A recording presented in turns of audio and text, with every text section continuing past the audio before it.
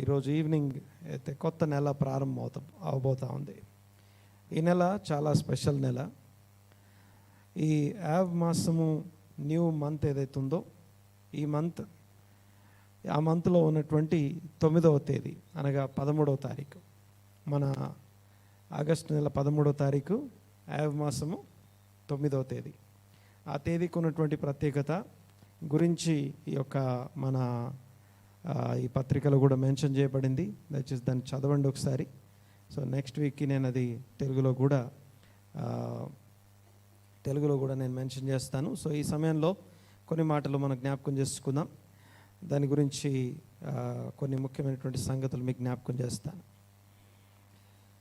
ఈ 13th date ఏదైతే యావ్ 9th అని చెప్పానో ఆ రోజున మన క్యాలెండర్లో చూస్తే తిష్బా ఆవ్ అని రాసి ఉంటుంది. అనగా తిష్బా ఆవ్ అనే మాటకి 9th ఆఫ్ యావ్ అని అర్థం. 9వ తేదీ, యావ్ నెల 9వ తారీఖు అని అర్థం. ఈ తారీఖు ఉన్న స్పెషాలిటీ ఏంటంటే, ఫస్ట్ థింగ్, మొట్టమొదట ఈ తారీఖున మెయిన్ ఈవెంట్స్ ఎక్కువ జరిగినటువంటి, అనగా గుర్తుపెట్టుకోదగినటువంటి ఈవెంట్స్ 3 ముఖ్యమైనటువంటి ఈవెంట్స్ ఉంటాయి. ఈవెంట్ నెంబర్ 1, ఆ యొక్క సొలొమోను కట్టినటువంటి మందిరం ఉంది కదా, ఆ మందిరము కూలిపోయినటువంటి రోజు. దేవుని మందిరము కూలిపోయిన డేట్ యావ్ నెల 9వ తారీఖు. ఇది మొదటిసారి ఏదైతే సొలొమోను కట్టినటువంటి మందిరం ఉందో ఆ మందిరం కూలిపోయిన డేట్ వచ్చేసి యావ్ 9. తర్వాత మరల దాన్ని ఒక 70 సంవత్సరాల చెరకాలం ప్రపంచమంతటా యూదులు, ఇశ్రాయేలు చెదరగొట్టబడ్డారు. ఆ చెదరగొట్టబడిన వారు మరలా సమకూర్చబడి రావడానికి ఇంకో 70 సంవత్సరాలు పట్టింది. అప్పుడు ఈ యొక్క జెరుబ్బవేలు, తర్వాత ఎజ్రా, ఎస్తేరు కాలంలో ఈ యొక్క బబులోను చెర నుంచి మరలా ఇశ్రాయేలు ఆ యొక్క యెరూషలేం దగ్గరికి సమకూర్చబడి మరలా దాన్ని రీబిల్డ్ చేశారు. తిరిగి దాన్ని పునర్నిర్మించారు. ఏది? మందిరాన్ని. సో మన బైబిల్లో మ్యాక్సిమం వచనాలు, మ్యాక్సిమం పుస్తకాలు కూలిపోయిన మందిరానికి మరల నిర్మించిన రెండో మందిరం మధ్యలో సంగతులు ఎక్కువ ఉంటాయి. ప్రవక్తలు మ్యాక్సిమం ఆ ప్రవక్తలే ఉంటారు.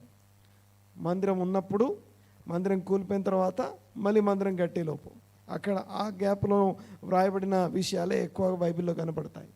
మనం చదివే ఎజ్రా, నెహెమ్యా, ఎస్తేరు, లేకపోతే ప్రవక్తల గ్రంథాలు, యెషయా గ్రంథం, ఇర్మియా గ్రంథం, లేకపోతే ఈ గ్రంథాలన్నీ కూడా ఆ యొక్క గ్యాప్లో ఉన్నటువంటి సందర్భంలోనే రాయబడ్డాయి. అయితే విషయం ఏంటంటే, ఆ రీబిల్డ్ అయినటువంటి మందిరము మరలా యేసుప్రభు మరణ పునరుత్థానాల తర్వాత మరలా మందిరం కూలిపోయింది. ఆ కూలిపోయిన డేట్ కూడా యావ్ నెల 9వ తారీఖే. ఏ డేట్న మొదటి మందిరం కూలిపోయిందో మరలా తిరిగి కట్టిన తర్వాత మళ్ళీ అదే డేట్న ఆ మందిరం కూలిపోయింది, కూలగొట్టబడింది. తర్వాత గమనించండి ఒకసారి, ఈ ప్రాసెస్లో ఈ రెండవ మందిరం ఏదైతుందో అప్పుడు కూలిపోయిందంటే మళ్ళీ ఈ రోజుకి కూడా తిరిగి కట్టబడలేదు. రెండు సార్లు మందిరం కూలిపోయింది. ఇప్పుడు 3వ మందిరం కట్టబడడం కోసం ఎదురు చూస్తూ ఉన్నారు అందరూ కూడా. అయితే పాయింట్ ఏంటంటే, ఇక 3 ఈవెంట్స్ అని చెప్పాను కదా, సేమ్ డేట్న 3 ఈవెంట్స్. ఇవి 2 గాక వీటికంటే ఇంకా కొంచెం వెనక్కి వెళ్తే ఇశ్రాయేలులు తమ యొక్క అరణ్య యాత్రని జ్ఞాపకం చేసుకుంటే, ఇశ్రాయేలుల యొక్క ఆ యొక్క ఐగుప్తు నుంచి కనానికి బయలుదేరి వచ్చే సమయంలో ఆ యొక్క 1 సంవత్సరం గడిచిన తర్వాత మోషే 12 మందిని సెలెక్ట్ చేసి 12 మంది గోత్ర ప్రధానులను సెలెక్ట్ చేసి వాళ్ళని ఆ పాలు తేనెల దేశాన్ని వేగు చూడడానికి, అనగా స్పై చేయడానికి పంపించబడ్డారు. మనం వేగు చూడడానికి అంటాం, బట్ యాక్చువల్గా షెలియాక్ అనగా అపోస్తలులుగా పంపబడ్డారు. ఎంతమంది? 12 మంది వెళ్ళారు. ఈ వెళ్ళిన వాళ్ళు ఐగుప్తు నుంచి బయటకు వచ్చి దాదాపుగా more than 1 year అయింది, అంతే. ఎక్కువ more than 1 year అంతే. సో ఆ వేగు చూడడానికి వెళ్ళి దేశాన్ని చూసి వచ్చి వారు చెడ్డ సమాచారం తెచ్చారు అని రాస్తుంది. ఏమంటారు? చెడ్డ సమాచారం అంటే దేవుడు మనకి ఏదైతే వాగ్దానం చేసి వాగ్దత్త దేశం అని చెప్తున్నాడో ఆ దేశాన్ని మనం పొందుకోలేము, ఆ దేశం మంచిదే కానీ మనము దాన్ని పొందుకోలేము అన్నారు. అనడం మాత్రమే కాదు, ఫస్ట్ టైం అప్పటిదాకా ఐగుప్తు బాగుంది అని చెప్తున్నటువంటి వీళ్ళు మొదటిసారి ఒక నాయకుడిని ఏర్పాటు చేసుకొని ఐగుప్తుకు వెళ్ళిపోదామని తీర్మానం చేసుకున్నారు. ఆ తీర్మానం చేసుకున్నటువంటి అప్పుడు దేవుడు తన తీర్పును వారి గురించి వెల్లడించడం చూస్తాం. ఏంటి ఆ తీర్పు అంటే, మీరు చేరుకోవాలనుకున్నటువంటి ఆ యొక్క డెస్టినేషన్ ఏది ఉందో, మీరు ఎలాగైతే మీకు మీరే చెప్పుకున్నారు కదా, మేము దాన్ని అంటే దేశం మంచిదే, దేశం పాలు తేనెలు కలిగినటువంటి దేశమే, కానీ అక్కడ అనాకీయులు ఉన్నారు, అక్కడ పెద్ద దీర్ఘదేహులు ఉన్నారు, వాళ్ళ ముందు మేము మిడతల్లాగా ఉన్నాం, లేకపోతే వాళ్ళ ముందు మేము అని చెప్పి మీకు మీరు తక్కువ అంచనా వేసుకున్నారు కదా. మీరే కాదు, ఆ యొక్క ద్వితీయోపదేశ కాండంలో రాస్తుందన్నమాట, సంఖ్యాకాండం ఈవెన్ లాస్ట్ వీక్ మన పోర్షన్లో చూసినప్పుడు ఆ యొక్క రూబేను, గాదు మరియు మనషే అర్ధగోత్రం వాళ్ళు వచ్చి మోషేతో మాట్లాడుతూ మేము ఆ యొక్క అక్కడ కాదు ఆ దేశం యువతలే ఉంటాం అన్నప్పుడు ఆ సందర్భాన్ని జ్ఞాపకం చేస్తాడు. 38 సంవత్సరాల కింద జరిగినటువంటి సందర్భాన్ని జ్ఞాపకం చేస్తూ, మీరు ఆ యొక్క మీ పితరులైనటువంటి అనగా ఆ యొక్క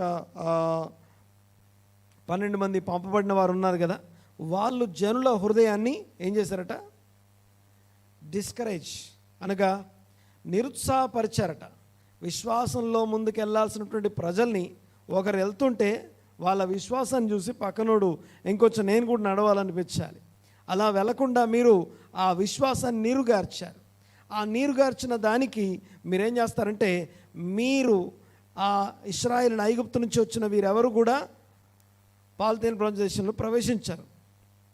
ఈ తరము అరణ్యంలోనే రాలిపోతుంది, నశిస్తుంది. 40 సంవత్సరాలు మీరు అరణ్యంలో తిరుగులాడండి అని చెప్పేసి దేవుడు తన తీర్పు తీర్చిన రోజు కూడా ఆవ్ నెల 9వ తేదీ.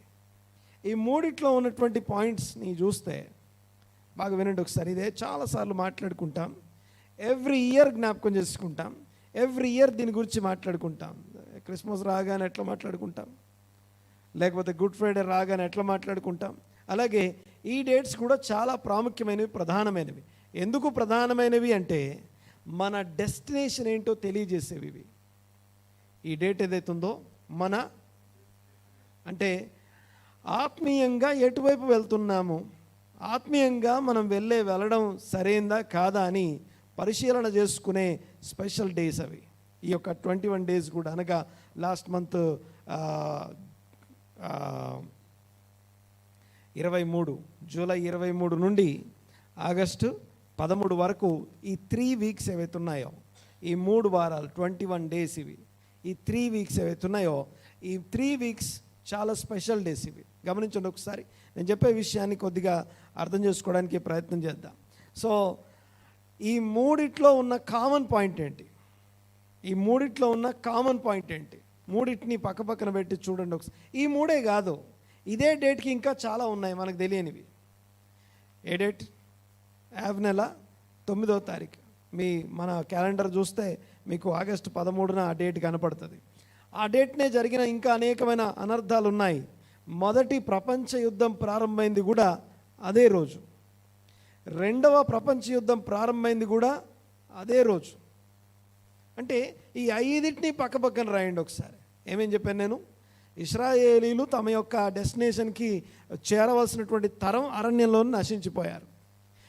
మిగతా తరాలు నశించడం వేరు, ఆ అరణ్యంలోకి ప్రయాణం చేస్తూ వచ్చి నశించడం వేరు. అసలు ప్రయాణం మొదలు కాకుండా ఐగుప్తులోనే ఇంకో తరం గడిచిపోయినా ఏం కాదు, కానీ ఐగుప్తులో మహత్కార్యాలు జరిగి సూచక్రియలు జరిగి ప్రజలందరి ముందు సర్వలోకం ఎదుట అందరూ తెలుసుకున్నట్లు అంటాడు. చూడండి ఒకసారి, దేవుడు తన ఎడ్యుకేషన్ ప్రోగ్రామ్ అంటాం దాన్ని. ఇదిగో ఐగుప్తు దేశం నుంచి ఇశ్రాయేల్ని బయటికి తీసుకురావడం అనేది ఇది ఒక్క వాళ్ళకి మాత్రమే కాదు, ప్రతి తరానికి ఎడ్యుకేషన్ అది. ఈవెన్ మనం వారం గ్యాదర్ అయ్యి కమ్యూనియన్ దగ్గరికి వస్తాం చూసారా, ఆ ఎడ్యుకేషన్ని బట్టే మనం బ్రతుకుతాం. ఏమా ఎడ్యుకేషన్ అంటే, ఇశ్రాయేలీలు అనబడుతున్న సర్వలోకము తెలుసుకోవాలి నేనే దేవుడైన యెహోవాను అని. తర్వాత ఐగుప్తీయులు తెలుసుకోవాలి దేవుడైన యెహోవాను అని. ఫరో తెలుసుకోవాలి దేవుడైన యెహోవా అనే పదం. తర్వాత ఇశ్రాయేలైన మీరు కూడా తెలుసుకోవాలి దేవుడైన యెహోవాను నేనే అని. గమనించండి ఒకసారి. ఇలాగా దేవుడు తన యొక్క తన కార్యాన్ని, తన క్రియలన్నింటినీ ప్రదర్శించిన తర్వాత, తన యొక్క బలమైన హస్తంతో ఇశ్రాయేల్ని బయటికి తీసుకొచ్చిన తర్వాత, అన్నీ చూసిన వారు ఈ తరము పాలు తేనె దేశంలోకి వెళ్ళడం కోసం ఆ డిస్కరేజ్మెంట్ని బట్టి బాగా గమనించండి ఒకసారి. దీంట్లో మొదటిగా స్పైస్ తిరుగుబాటు దగ్గర నుంచి మాట్లాడుకుందాం. ఫస్ట్ పాయింట్ అది. ప్రతి దాంట్లో మనం ఏదో ఒక విషయాన్ని మనం నేర్చుకుంటాం. గమనించండి ఒకసారి. ఫస్ట్ టైం స్పైస్ యొక్క తిరుగుబాటుకి కారణం ఏంటి? వారి తిరుగుబాటుకి కారణం ఏంటంటే డిస్కరేజ్మెంట్ అండ్ దేర్ అన్బిలీఫ్. డిస్కరేజ్మెంట్కి కారణం ఏంటి? డిస్కరేజ్మెంట్కి కారణం ఏంటి? అన్బిలీఫ్ అనగా అవిశ్వాసం. వారు అవిశ్వాసం బట్టి వాళ్ళు ఏమంటున్నారంటే, పాలు తేనె దేశం మంచిదే, కానీ ఆ దేశంలోనికి వెళ్ళడానికి సరిపోయినటువంటి శక్తి కానీ బలం కానీ మనకి లేదు, మాకు లేదు. అంటే మాకు దేవుడు తోడై ఉన్నాడన్న సంగతి మర్చిపోయారు. డిస్కరేజ్మెంట్ అనేది మనల్ని మన డెస్టినేషన్కి వెళ్లకుండా ఇంకో సంవత్సరం, ఇంకో తరం ఆపేస్తుంది. ఆ డిస్కరేజ్మెంట్కి కారణం ఏంటి? గట్టిగా అవిశ్వాసం. నాలో ఏదైనా అవిశ్వాసం ఉన్నదా? బోల్డ్గా, బ్రేవ్గా, ధైర్యంగా అడుగు వేయడానికి అడ్డుగా ఉన్న అవిశ్వాసానికి కారణమైనటువంటి కారణాలు ఏంటి అని మొదటి తిరుగుబాటు AV9 అనేది మనకు తెలియజేస్తూ ఉంది. ఈ తిరుగుబాటు అనేది దానికి కారణం ఏంటంటే, దేవుణ్ణి నమ్మకపోవడం మాత్రమే కాదు, దే ఆర్ రిజెక్టింగ్ గాడ్. దేవుణ్ణి తృణీకరిస్తున్నాం. మరొకసారి, మనం దేవుణ్ణి నమ్మకపోవడం వలన మనము ఏం చేస్తున్నామంటే దేవుణ్ణి తృణీకరిస్తున్నాం. మరొకసారి, దేవుణ్ణి నమ్మకపోవడం వలన దేవుణ్ణి తృణీకరిస్తున్నాం. ఇదిగో పాలు తేనెలు ప్రవహించు దేశమైనటువంటి ఐగుప్తును విడిచిపెట్టి ఈ అరణ్యంలో నశింపజేయడానికి వచ్చామా మనం అని చెప్పి ఇశ్రాయేలట ఆ సంఖ్యాకాండము 14వ అధ్యాయంలో చూస్తాం మనం. ఎలుగెత్తి ఏడ్చారట. సర్వ సమాజము బిగ్గరగా ఒక్క స్వరంతో ఏడుస్తుందట. లక్షల మంది, ఒక పట్టణము కొన్ని లక్షల మంది ఒకేసారి ఏడిస్తే ఎలా ఉంటుంది? ఒక రాత్రి ఏడుస్తూ ఉన్నారు. ఆ రాత్రి ఏడుస్తూ అందరు కలిసి ఒక తీర్మానం చేసుకున్నారు, పదండి ఒక నాయకుడిని ఏర్పాటు చేసుకొని మనం వెళ్ళిపోదాం. ఎక్కడికి? Let's go back to Egypt, ఐగుప్తుకు వెళ్ళిపోదామని. సో చాలా జాగ్రత్తగా గమనించండి ఒకసారి. ఆత్మీయంగా ఎక్కడము, ఎదగడము, ప్రయాణించడం అనేది ఆల్వేస్ అ స్టెప్ ఆఫ్ ఫెయితే. విశ్వాస సహితమైన అడుగులే వేస్తున్నాం మనం. విశ్వాసాన్ని బట్టే ముందుకు సాగుతున్నాం.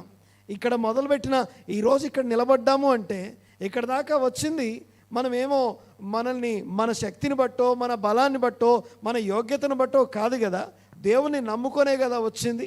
దేవుని మీద ఆధారపడే ప్రార్థన చేసుకొని ప్రార్థనా పూర్వకంగానే ఇక్కడ దాకా వచ్చింది. అయితే ఒక్కసారి అన్బిలీఫ్ లోపలికి వచ్చింది అనే సంగతి మన డిస్కరేజ్మెంట్ని బట్టి తెలియజేస్తుంది. డిస్కరేజ్మెంట్ అనేది ఇట్ ఈస్ అ ఫ్లాగ్, అదొక సైన్, అదొక సిగ్నల్. అది డిస్కరేజ్మెంట్ అనేది అనగా నేను ఎక్కడన్నా నిరుత్సాహపడుతున్నాను అంటే దట్స్ ద సిగ్నల్, ఒక సిమ్టమ్. అది నీకు ఒక సిమ్టమ్ తెలియజేస్తుంది, you are at the step of unbelief. అవిశ్వాసపు అడుగు వేశావు, అవిశ్వాసం వైపు అడుగు వేశాము అని అర్థం. ఒక్కసారి అవిశ్వాసపు అడుగులోకి వచ్చాము అంటే ఎక్కడున్నా అక్కడి నుంచి కిందికి జారుతాం. ఉన్న చోట నుండి ఎక్కడికో జారిపోతాం. మనం ఎంత జారిపోయాము కూడా అర్థం కాదు. దయచేసి గమనించండి ఒకసారి. మొదటిది అన్బిలీఫ్ అండ్ డిస్కరేజ్మెంట్. డిస్కరేజ్మెంట్ అనేది సిమ్టమ్ అయితే దానికి కారణం అన్బిలీఫ్. ఈ అన్బిలీఫ్ అనేది ఏదో కేవలం విశ్వాసం సహితమైనది కానిది, విశ్వాసం మూలమైనది కానిది ఏదో అది పాపం అనబడుతుంది. విశ్వాసం మూలమైనది కానిది ఏదో అది పాపము. మేలైనది చేయనెరిగి చేయకుండుట వలన పాపము కలుగును. మేలైనది చేయనెరిగి చేయకుండుట వలన పాపము కలుగును. సో ఇది మొదటిదైతే. రెండవది చూడండి ఒకసారి, ఎందుకని మందిరం కూలిపోయింది. ఓకే, గమనించండి ఒకసారి. అనగా ఇశ్రాయేలీలు తమ యొక్క అవిశ్వాసాన్ని బట్టి దేవుని నమ్ముకోలేక, దేవుని మీద ఆధారపడలేక వారు అవిశ్వాసంలోకి వెళ్ళారు. 10 మంది అవిశ్వాసంలోకి వెళ్ళారు. ఆ 10 మంది యొక్క అవిశ్వాసం జనుల యొక్క హృదయాలని నీరుగార్చింది, డిస్కరేజ్ చేసింది. ఆ డిస్కరేజ్మెంట్కి కారణం ఏంటంటే దేవుని తీర్పు క్రిందికి వచ్చేసాం. సో తీర్పు కారణం ఇప్పుడు చాలాసార్లు ఒక సైకిల్ ఉంటుంది. ఒక సమస్యలోకి వెళ్ళాక దేవుడా దేవుడా దేవుడా అంటాం. సమస్యలోకి వెళ్ళిపోయాక దేవుడా దేవుడా దేవుడా అనే ఒక సందర్భం ఒకటి వస్తుంది. ఆ సందర్భం దగ్గర జనరల్గా ప్రతి మనిషి లైఫ్లో అదొక సైకిల్. అది బాగా గమనించాలి. మనం ఒక సమస్యలోకి వెళ్ళినప్పుడు ఏం చేస్తాం? ఇక మనుషులు లేరు, లేకపోతే ఎవరు లేరు, ఏ సహాయం లేదు, ఏ ఆధారం లేదు, ఏ అవకాశం లేనప్పుడు ఏం చేస్తాం? దేవుడా దేవుడా దేవుడా దగ్గరికి వస్తాం. బాగా గమనించండి ఒకసారి. అక్కడికి వచ్చిన తర్వాత ఏం చేస్తామంటే, ఇదిగో మా ఈ పరిస్థితికి కారణము మేము దేవుడే మమ్మల్ని దేవుని చిత్త ప్రకారం మేము లేము కాబట్టి ఇక్కడికి వచ్చాము అని ఒక అవగాహనకు వచ్చేసి మళ్ళీ ఏం చేస్తామంటే మళ్ళీ మారు మనసు పొందుతాం. కానీ శ్రమలు ఏవైతే ఉన్నాయో అవి ఇంకా ఎక్కువ అవడం చూస్తాం. అప్పుడు అక్కడ ఇదంతా కూడా ద్వితీయోపదేశ ఖండంలో ఈ వీక్ భాగంలో మీరు వింటే అర్థమవుతుంది, చదివితే తెలుస్తుంది. అదొక సైకిల్. అది ఓకే, గమనించండి ఒకసారి. ఆ సైకిల్లో మాట్లాడేటప్పుడు మనము తెలుసుకుంటామట, ఇదిగో దేవుడు మాకు తోడుగా లేకపోవడం వల్లనే ఇక్కడ ఉన్నాం కదా అని ఆలోచిస్తామట. కానీ విషయం ఏంటంటే అది తెలిసినంత దేవుడు తోడుగా లేనందుకు శ్రమలో లేం. మనం దేవుని చిత్తంలో మనము లేనందుకు శ్రమలో ఉన్నాం. మరొకసారి ఏం చెప్పాను నేను? దేవుడు మనకు తోడుగా లేనందుకు శ్రమలో లేమో, దేవుని చిత్తంలో మనము లేనందుకు శ్రమలో ఉన్నాం. అది జ్ఞాపకం వచ్చేదాకా ఆ సైకిల్లో కొనసాగుతూ ఉంటాం. అయితే నా పాయింట్ ఏంటంటే గమనించండి ఒకసారి. మొదటి ఆ యొక్క విషయంలో ఆ యొక్క ఇశ్రాయేలు తిరుగుబాటు అనేది మొదటి సందర్భం. ఇది జరిగిన అనేక సంవత్సరాలకి, అనగా దాదాపుగా 400 ఇయర్స్ ప్లస్ అనుకుందాం. సో ఎగ్జాక్ట్గా నాకు గుర్తులేదు, కానీ మొత్తానికి 400 ఇయర్స్ తర్వాత ఇశ్రాయేలీలు పాలు తేనెలు ప్రవహించే దేశం చేరుకున్నారు.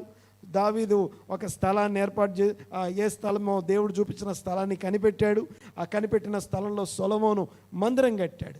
మందిరం కట్టిన తర్వాత ఆ మందిరము కట్టిన ఇంకొక 400 ఇయర్స్ తర్వాత మందిరం కూలిపోయే పరిస్థితి వచ్చింది.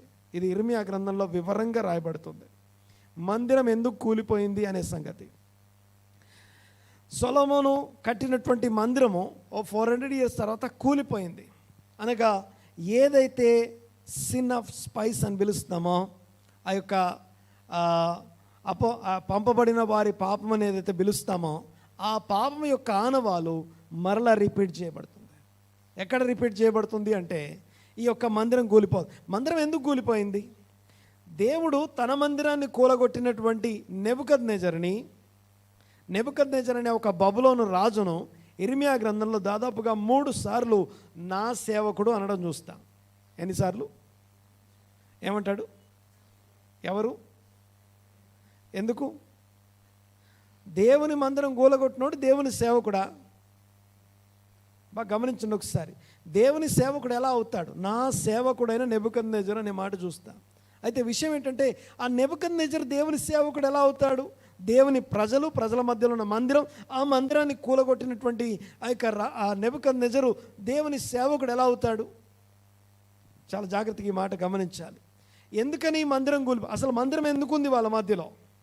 ఇశ్రాయేలు ప్రజలు దేవుని పరిశుద్ధ జనాంగం, దేవుని ప్రజలు దేవుని యొక్క రాజులైన యాజక సమూహము, యాజక రూపమైన రాజ్యమై ఉన్నారు. వీళ్ళందరూ కూడా సర్వ ప్రపంచానికి శాంతికరమై ఉన్నారు. వీళ్ళందరూ కూడా సర్వ ప్రపంచానికి శాంతికరం, అనగా సమాధానకరమైనటువంటి స్థితిలో వీళ్ళు ఉండాలి.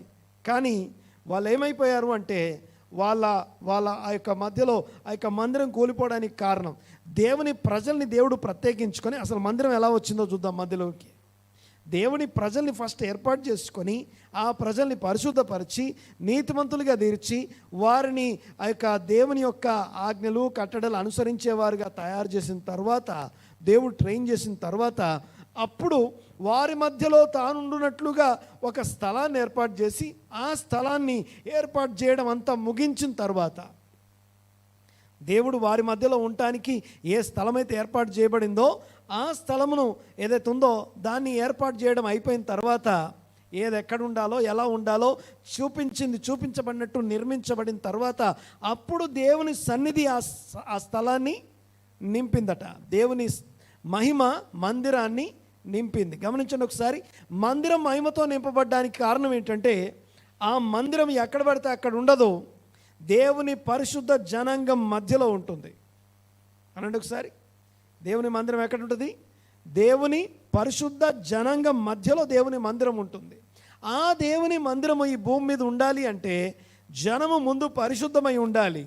ఆ పరిశుద్ధ జనాంగములో దేవునికి మనుషులకి మధ్య యాజకత్వం చేసే యాజకులు ఉండాలి. లేవీలు యాజకులు అనబడుతున్న ఆ ప్రతిష్ఠితమైన యాజకులు ఉన్నప్పుడు ఆ యొక్క మందిరం నిలబడుతుంది. ఆ మందిరం మహిమతో నింపబడుతుంది. అనగా ఆ మందిరం అనేది ప్రతిరోజు మనల్ని మనం చూసుకోవడం కోసం ఒక అద్దం లాంటిది. అది ప్రతిరోజు మనల్ని మనం రోజు అందరం ఎటువైపు తిరిగి ప్రార్థన చేయాలి? మందిరం తట్టు తిరిగి ప్రార్థన చేయాలి. ఎందుకు మందిరం తట్టు తిరిగి ప్రార్థన చేయాలి అంటే ఆ మందిరం ప్రకారం నేనున్నానా లేదా? I'm the temple of God. ఆ దేవుని మందిరము అక్కడున్న కట్టడం కాదు, నేను మందిరమై ఉన్నాను. ఆ మందిరంలో చూపించబడుతున్నటువంటి మెసేజ్ ఏదైతే ఉందో ఆ మెసేజ్ ప్రకారం నేను ఉన్నానా లేదా అని పరీక్షించుకోవడానికి అదొక అద్దం లేకుండా మనం జీవిస్తే ఎలా ఉంటుందో ఈ మందిరం లేకుండా జీవించడంతో సమానం. అయితే ఇశ్రాయేలు అనబడుతున్న వారు దేవుని ఆజ్ఞలు, దేవుని కట్టడలు అనగా తమని తాము దేవుని చిత్తంలో చూసుకోగలిగిన అద్దం వాళ్ళ దగ్గర ఉంది. ఆ అద్దాన్ని మందిరం అంట. చాలా దాన్ని తక్కువ చేసి డిగ్రేడ్ చేసి మాట్లాడాలి నేను అనుకోవట్లేదు, కానీ గమనించండి ఒకసారి. ఈ మనల్ని మనం చూసుకోవడానికి ఆ కట్టడలు, ఆజ్ఞలు ఈ మిగిలిన జనాంగములందరూ కూడా ఎరుకకయ్యే ఉన్నారట. వాళ్ళెవరికీ అద్దం లేదు, కానీ ఇశ్రాయేలు ప్రజలకు అద్దం అవకాశం ఉంది. అయితే చూడండి ఒకసారి, ఈ మందిరం ఎందుకు కూలిపోయింది అంటే చాలా జాగ్రత్తగా ఈ మాట గమనించాలి. వారి మధ్యలో ఉన్న మందిరం కూలిపోవడానికి కారణం ఏంటి? ద ఓన్లీ రీజన్ సెల్ఫిష్నెస్ అంటాం. అనండి ఒకసారి, స్వార్థపూరితమైనటువంటి జీవన విధానము, సెల్ఫ్ ఇంపార్టెన్స్ అంటాం. ఓకే, వ్యక్తి నాకు నేను ఇంపార్టెంట్ అనే వ్యక్తిత్వం. గమనించండి ఒకసారి, ఇవన్నీ ఈ యొక్క అరణ్యంలో ఉన్నటువంటి ఇశ్రాయేలు ఆ యొక్క పంపబడిన వారి పాపం దగ్గర ప్రారంభం కాలేదు. ఇవన్నీ ఏదెన్లోనే ప్రారంభమయ్యాయి. నేనే ఇంపార్టెంట్, లేకపోతే ఆ పండు తింటే చాలు, దేవుని చిత్తంలో దేవుని యొక్క చిత్తంలో నేను ఉండాల్సిన అవసరం లేదు. అలాగా అక్కడి నుంచే దేవునికి అవిధేయత అనేది, అవిశ్వాసం అనేది ప్రారంభమైంది. అపనమ్మకత్వం అనేది అప్పుడే ప్రారంభమైంది. గమనించండి ఒకసారి, అక్కడి నుంచి మీరు చూస్తూ వస్తే ఈ సెల్ఫిష్నెస్, సెల్ఫ్ ఇంపార్టెన్స్ అనగా వ్యక్తి నాకు నేను చాలా ఇంపార్టెంట్ అనే మనస్తత్వము ఇశ్రాయేలు ప్రజల మధ్య ఉన్న కారణం. దీనికి ఆపోజిట్ వర్డ్ అనగా దేవుని వాక్యం యొక్క సారాంశం నిన్ను వలె నీ పొరుగువానిని ప్రేమించడం అనే మాట. ఒకసారి ఆలోచించండి ఒకసారి. ఈ యొక్క అంశాన్ని పూర్తి ఆపోజిట్ థింగ్ ఏంటంటే నన్ను నేనే ప్రేమించుకోవడం అనే సమస్య ఎప్పుడైతే వారి మధ్యలోనికి వచ్చిందో దేవుడు అనేక రకాలుగా వార్న్ చేశాడు. అనేక రకాలుగా వారికి హెచ్చరికలు ఇవ్వబడ్డాయి. కానీ అన్ని వార్నింగ్స్ దాటి ఇక దేవుని సన్నిధి మందిరాన్ని విడిచిపెట్టింది. మందిరము అన్యజనులకు అప్పగించబడింది. అన్యజనులు దాన్ని కూలగొట్టారు. ఎంతో పవిత్రమైన పరిశుద్ధమైనటువంటి మందిరము కూలిపోవడానికి కారణమయ్యారు. ఆ కారణం కూలగొట్టిన వాళ్ళ తప్పు కాదు, ప్రజల మనస్తత్వం. ఓకే, బాగా గమనించండి. మందిరం ఎప్పుడు మన మధ్యలో ఉంటుంది అంటే మనం సరిగా ఉంటే మందిరం మన మధ్యలో ఉంటుంది. మనము యాంటిసిపేషన్తో దేవుని సన్నిధిలో కూర్చుంటే వచ్చే ప్రత్యక్షత వేరు. ఎలాంటి యాంటిసిపేషన్ లేకుండా అనగా ఎలాంటి ఐఎమ్ నాట్ ఇంట్రెస్టెడ్, నాకేమీ అంత అవసరం లేదు అన్నట్టుగా కూర్చున్నప్పుడు దేవుని వాక్యం వినడం వేరు. సో దేవుని మందిరం మా మధ్యలో ఉండాలి అనే విధంగా వారు తమని తాము ఎంకరేజ్ చేసుకుంటూ ఒక ఆర్డర్, ఒక క్రమం ప్రకారం వారు జీవించినప్పుడు వారి మధ్యలో మందిరం ఉంది. సో మొదటి మందిరం యొక్క కూలిపోవడానికి కారణం ఏంటంటే సెల్ఫ్ ఇంపార్టెన్స్, సెల్ఫిష్నెస్, లేకపోతే మనిషిని వ్యక్తిగతంగా తనని తానే ప్రేమించుకోవడం, మనల్ని మనమే ఇంపార్టెంట్గా ఎంచుకోవడం, మనం బాగుంటే చాలు అని ఆలోచించడం. ఇది స్వార్థపూరితమైనటువంటి జీవన విధానము దేవుని మందిరము వారి మధ్యలో నుంచి లేకపోవడానికి కారణమైంది. దేవుని మందిరం కూలిపోవడానికి ముందు మందిరాన్ని మహిమ విడిచిపెడుతుంది. మహిమ మందిరాన్ని విడిచిపెట్టిన తర్వాత మందిరం కూలిపోతుంది. అయితే గమనించండి ఒకసారి, ఇది ఒక్కసారి జరిగింది. మరలా దాన్ని ఆలోచించి మరలా ప్రార్థన చేసి దానియేలట ప్రార్థన చేశాడట. ఒక్కసారి ఆ వాక్యాన్ని చదువుదాం. ఒకసారి దానియేలు గ్రంథం ఒకసారి ఈ మాటను జ్ఞాపకం చేసుకుందాం. దానియేలు గ్రంథము 9వ అధ్యాయం మొదటి నుంచి చదువుదాం ఒకసారి.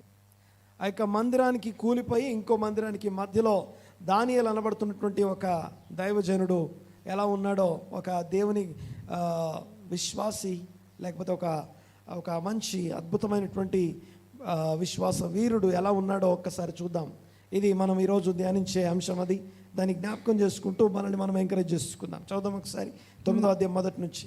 మాదీయుడగు అహష్వేరోషు యొక్క కుమారుడైన దర్యావేషు కల్దీయుల పైన రాజాయను. అతని ఏలుబడిలో మొదటి సంవత్సరం దానియేలును నేను యెహోవా తన ప్రవక్తయగు ఇర్మియాకు సెలవిచ్చి తెలియచేసినట్టు యెరూషలేము పాడుగా ఉండవలసిన 70 సంవత్సరములు సంపూర్తి అవుచున్నవని గ్రంథముల వలన గ్రహించితిని. ఒకసారి చూడండి, ఒకసారి ప్రతి దానికి ఒక సమయం ఉంది. ఇశ్రాయేల్ ఐగుప్తు నుంచి బయటికి రావడానికి ఒక డేట్, ఒక సమయం ఉంది. అబ్రహాంకి చెప్పాడు 400 సంవత్సరాల తర్వాత బయటికి వస్తారు. బయటికి వచ్చే టైం అయింది. అప్పుడు దేవుడు తన సేవకుని పంపించాడు. బయటికి వచ్చిన తర్వాత ఇక పాల్తీన ప్రదేశంలోకి వెళ్ళిపోవాలి. వెళ్ళిపోకుండా వాళ్ళ అక్రమాన్ని బట్టి, వాళ్ళ పాపాన్ని బట్టి వాళ్ళు 40 సంవత్సరాలు ఒక తరాన్ని మిస్ చేసుకున్నారు.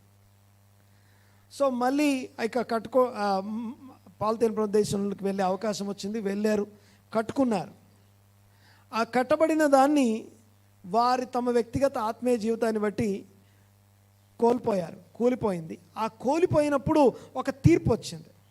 అప్పుడు ఎలాగైతే అరణ్యంలో మీరు 40 సంవత్సరాలు తిరుగులాడతారని ఉంది కదా, ఆ 40 సంవత్సరాలు అయిపోవడానికి ఒక డేట్ వస్తుంది కదా, అది ఎలా ముగించబడుతుందో ఇక్కడ కూడా ఈ 70 సంవత్సరాలు ముగించడానికి ఒక డేట్ వచ్చింది. అప్పుడు మనం ఎలా స్పందించాలి, దానియేలు అనబడుతున్న వ్యక్తి ఎలా స్పందిస్తున్నాడో గమనించండి ఒకసారి. చదువుదాం ఒకసారి, కంటిన్యూ. అంతట నేను గోనె పట్ట కట్టుకొని, అది తెలిసినప్పుడు గోనె పట్ట కట్టుకొని ధూళి తలపైన వేసుకొని ఉపవాసం ఉండి ప్రార్థన విజ్ఞాపనములు చేయుటకై ప్రభువుకు దేవుని ఎదుట నా మనస్సును నిబ్బరం చేసుకున్నాను. ఈ ప్రార్థన గురించే ఈరోజు నేను మాట్లాడదాం అనుకుంది. గమనించండి ఒకసారి ఏమని చెప్పబడుతుంది అక్కడ. నేను మొట్టమొదట గోనెపట్ట కట్టుకున్నాను, అనగా నా ఇంపార్టెంట్ వస్త్రాలు, నా యొక్క రాజవస్త్రాలు తీసేసి సాక్లాత్, ఆ యొక్క దుఃఖానికి సింబాలిక్గా ఉన్నటువంటి ఆ యొక్క దుఃఖ వస్త్రాన్ని ధరించాను. దేవుని సన్నిధిలో నా జీవితాన్ని దుఃఖపరచుకోవడం మొదలుపెట్టాను. తర్వాత తల మీద బూడిద పోసుకున్నాను, ధూళి పోసుకున్నాను, నేను మట్టి వంటి వాడను అని చెప్పడం. తర్వాత నెక్స్ట్ ధూళి పోసుకున్న తర్వాత ఉపవాసం ఉన్నాడు. సో తన యొక్క ఆహార పదార్థాలన్నిటి నుంచి తనని తాను రిఫ్రెన్, అనగా తనని తాను ప్రత్యేకించి నేను ఆహారం తినను ఇంకా. తర్వాత విజ్ఞాపనలు చేయడం, ప్రార్థన చేయడం మొదలుపెట్టాడు. ప్రార్థనలు చేయడం స్టార్ట్ చేశాడు. ఏం ప్రార్థనలు చేస్తున్నాడు, ఏమని ప్రార్థన చేస్తున్నాడు గమనించండి ఒకసారి. నేను నా దేవుడైన యెహోవా ఎదుట ప్రార్థన చేసి ఒప్పుకున్నదేమో, ప్రార్థన చేసి నేనేం చేస్తున్నానంటే దేవుని నేనేదో అడగట్లేదు. ఆ ప్రార్థన ఒప్పుకోలు ప్రార్థన. దేవుని నేనేం అడగట్లేదు, కానీ దేవుని సన్నిధిలో ఒప్పుకునే ప్రార్థన. ఈ సీజన్ని జ్ఞాపకం చేసుకోవాలని ప్రత్యేకంగా జ్ఞాపకం చేస్తాం. గమనించండి ఒకసారి, ఈ సీజన్ చాలా ప్రత్యేకమైంది. ఈ సీజన్ దేవుని చిత్తంలోనికి మనం ఎంతవరకు వచ్చాం. ఓ క్రిస్మస్ అప్పుడు మనం జ్ఞాపకం చేసుకోవడం వేరు, ఒక మన గుడ్ ఫ్రైడే రోజు జ్ఞాపకం చేసుకోవడం వేరు, ఈ డేట్న జ్ఞాపకం చేసుకోవడం వేరు. మోస్ట్ స్పెషల్ డేస్ ఈ మధ్యలో మనం ఉన్నాము, చాలా ఇంపార్టెంట్ డేస్లో మనం ఉన్నాం. గమనించండి ఒకసారి. ఇక్కడ మొదటిగా ఆయన అంటున్నాడు, తన యొక్క జీవన శైలిని మార్చుకున్నాడు. రెగ్యులర్ లైఫ్ స్టైల్ నుంచి పక్కకు వచ్చి తన వస్త్రధారణ మారింది. ఇక తల అంటుకోవాల్సినటువంటి వ్యక్తి, తల మీద అభిషేకం నూనె, అభిషేకం ఉండాల్సినటువంటి వ్యక్తి ధూళిని పోసుకొని ఆయన ఉపవాసం ఉండి ఆహారాన్ని తినాల్సిన వాడు రాజా ఆ యొక్క భోజనాన్ని పక్కకు పెట్టేసి ఉపవాసం ఉండి విజ్ఞాపనలు ప్రార్థనలు చేస్తూ ఒప్పుకుంటూ ఉన్నాడు. ఏం ఒప్పుకుంటున్నాడు? తర్వాత చదవండి ఒకసారి. ప్రభువా, మహాత్యము కలిగిన భీకరుడవగు దేవా, మహాత్యము కలిగిన భీకరుడవైన దేవా, దేవా, నీ ఆజ్ఞలను అనుసరించి నడుచువారి ఎడల నీ నిబంధనను నీ కృపను జ్ఞాపకము చేయువాడా. మేమైతే నీ దాసులము ప్రవక్తలు నీ నామమును బట్టి మా రాజులకు మా అధిపతులకు మా పితరులకు యూదయ దేశ జనులందరికీ చెప్పిన మాటలను ఆలకింపలేకపోయాం మేము. ఇది ఒప్పుకోవాల్సిన విషయం. నేను ఒక్కడిని కాదు, నా కుటుంబం కాదు, టోటల్ దేవుని ప్రజలందరి పక్షంగా నిలబడి ఒప్పుకోవాల్సిన దినం ఇది, ఒప్పుకోవాల్సిన సీజన్ ఇది. గమనించండి ఒకసారి. ఒప్పుకుంటూ చెప్తున్నాడు, మాకు ప్రకటించబడిన మాటల్ని, ఏ విషయంలో ప్రకటించబడుతున్నాయి, ఎలాంటి మాటలు చెప్పబడుతున్నాయి, ప్రతి ఆచారము, ప్రతి మాట, ప్రతి వాక్యము ఏదైతే నిన్ను కయీనులో ఉన్నటువంటి స్వభావం నుండి, కొరాహులో ఉన్నటువంటి స్వభావం నుండి, బిలాములో ఉన్నటువంటి స్వభావం నుండి, ఇవి ఎవరెవరి గురించి అయితే మనం ధ్యానిస్తూ వచ్చామో వారు ఇలా ఉండకూడదని చెప్పబడే వాళ్ళందరి వలె ఉండక, దేవునికి ఇష్టలైన వారు ఎలా జీవించారో వారు జీవించినట్టు జీవించడానికి సంబంధించిన దేవుని వాక్య ప్రకారం నడుచుకోమని ప్రవక్తల ద్వారా యూదా ప్రజలందరికీ చెప్పారు. ప్రవక్తలు మాకు మా అధిపతులకు చెప్పారు, మా రాజులకు చెప్పారు, కానీ మేము ఆలకింపలేదు, మేము చెవినివ్వలేదు. గమనించండి ఒకసారి. ఎక్కడెక్కడ మనము దేవుని వాక్యానికి చెవినివ్వక ఈ స్థితికి కారణమయ్యామో, ఇప్పుడున్న ఈ స్థితికి మనం ఎలా కారణమయ్యామో పరీక్షించుకునే ప్రత్యేకమైనటువంటి సీజన్ ఇది. దయచేసి ఒకవేళ ఉపవాసం ఉండగలిగితే ఈ డేస్లో ఉపవాసం ఉండడానికి ట్రై చేయండి. ఎందుకు ఈ మాట ప్రత్యేకంగా చెప్తున్నానంటే, గమనించండి ఒకసారి. ప్రస్తుత పరిస్థితులు, బయట ఉన్న స్థితిగతుల్ని చూస్తూ ఉన్నాం. మరలా మొదటి ప్రపంచ యుద్ధం అయిపోయింది, రెండవ ప్రపంచ యుద్ధం అయిపోయింది, సేమ్ డేట్న స్టార్ట్ అయింది. ఈ డేట్ వస్తూ ఉంటే ఏం జరుగుద్దా అని సర్వ ప్రపంచం, వాక్యం తెలిసిన వాళ్ళు, దేవుని యొక్క క్యాలెండర్ తెలిసిన వారు ఎంతగా భయపడుతున్నారో తెలుస్తుంది. అది మనం ఏది తెలియకుండా, ఏది మాకు సంబంధం లేదని, నేను బాగున్నాను, తినడానికి నీళ్ళున్నాయి, తినడానికి తిండి ఉంది, తాగడానికి నీళ్ళున్నాయి, అన్ని వసతులు ఉన్నాయని చెప్పి మనం బ్రతకడం ఉంది చూసారా. అలా బ్రతకడం వేరు, దేవుని చిత్తంలో, దేవుని క్యాలెండర్లో బ్రతకడం వేరు. రైట్, చూడండి ఒకసారి, కంటిన్యూ చేద్దాం. వాళ్ళు ఒప్పుకుంటూ ఉన్నారు. ఒకటి, వారు తమ యొక్క ఒక విషయాన్ని దానియేలు అందరి పక్షంగా ఒప్పుకుంటున్నాడు. మేము కానీ, యూదా జనాంగము కానీ, రాజులు కానీ, అధిపతులు కానీ, మళ్ళీ ఒకసారి చదవమ్మా. ఆయన సన్నిధిలో చేరి ఒప్పుకున్నదేమనగా, మేమైతే నీ దాసులకు ప్రవక్తలు నీ నామం ముందు నుంచి ప్రభువా, మహాత్యము కలిగిన భీకరుడవగు దేవా, నీ ఆజ్ఞలను అనుసరించి నడుచువారి ఎడల నీ నిబంధనను నీ కృపను జ్ఞాపకము చేయువాడా. నీ నిబంధనను నీ కృపను జ్ఞాపకం చేయువాడా. మేమైతే నీ దాసులకు ప్రవక్తలు నీ నామమును బట్టి మా రాజులకును, మా అధిపతులకును, మా పితరులకును, యూదయ దేశ జనులందరికీ చెప్పిన మాటలను ఆలకింపక నీ ఆజ్ఞలను నీ విధులను అనుసరించుట మాని పాపులమును దుష్టులమును చెడుతనమునందు ప్రవర్తించుచు తిరుగుబాటు చేశా. ఈ తిరుగుబాటు చేసిన కారణాన్ని బట్టి కంటిన్యూ. ప్రభువా, నీవే నీతిమంతుడవు. మేమైతే సిగ్గుచేత ముఖ వికారము నొందిన వారము మేము నీ మీద తిరుగుబాటు చేసితిమి. దానిని బట్టి నీవు సకల దేశములకు మమ్మను తరిమితివి. యెరూషలేములోను యూదయ దేశములోను స్వదేశవాసులుగా ఉన్నట్టు పరదేశులుగా ఉన్నట్టు ఇశ్రాయేలీయులందరికీ మాకును ఈ దినమున సిగ్గే తగి ఉన్నది. సిగ్గుపడాల్సిన పరిస్థితికి మేము వచ్చాము అని చెప్పబడతా ఉంది. ఒక సిగ్గుపడవలసినటువంటి స్థితికి మనం చేరాము అని చెప్పబడతా ఉంది. వాక్యం ఇలా చెప్తా ఉంది. 119వ కీర్తనలో ఈ మాట చదువుతాం. సిగ్గు, నింద, అవమానం, తిరస్కారం. చెప్పండి ఒకసారి. సిగ్గు, నింద, అవమానం, తిరస్కారం. సిగ్గుపరచబడే పరిస్థితి, నిందించబడే పరిస్థితి, నిందించబడే పరిస్థితి, తర్వాత అవమానం పొందే పరిస్థితి, రిజెక్టెడ్ తిరస్కరించబడే పరిస్థితి ఎప్పుడు కలుగుతుంది తెలుసా? 119వ కీర్తన చదవండి ఒకసారి. 119వ కీర్తన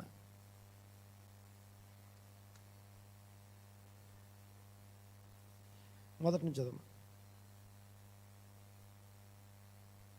యెహోవా ధర్మశాస్త్రమును అనుసరించి నిర్దోషముగా నడుచుకుని వారు ధన్యులు. ధన్యులు.